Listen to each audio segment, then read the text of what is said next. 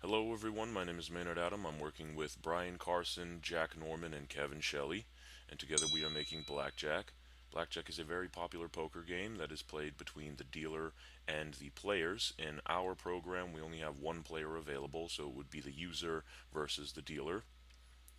This is our base class, which makes the hands for the players and the deck based on these card values, which are generated in this array set using these pictures here on the side.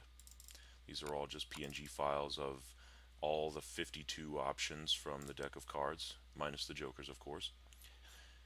And here we have the classes for hand, deck, and card. Obviously, the deck is made up of 52 cards that are randomized with this array set class, and a hand is made up of the cards that are dealt by the I guess digital dealer when you click the hit button on the GUI when the panels come up while running the program, and the hand gets dealt first. In a real game of blackjack, the dealer would deal one card to the player, one to himself, and then one to the player again, and then the player will choose whether he wants to hit, which means to receive a card, or stay, which means he would pass his or her turn over to the dealer, and the dealer would take his or her turn. So I'm going to go ahead and run this so that we can see that. And for the GUI, we decided to use a border layout because we only have 3 panels here. Right now you see the north panel, which is all of the clickable buttons, and this text box. The text box will display either win, lose, push, bust, or blackjack. Win, obviously, is if you get closer to 21 without going over than the dealer. Lose is if the dealer does so instead. Push means that you both have the same value, and it's called a push because in a real game of blackjack, if that were to happen, they would push the pot into the next game if they were betting real money. And blackjack obviously means that you got 21 exactly, so you win automatically.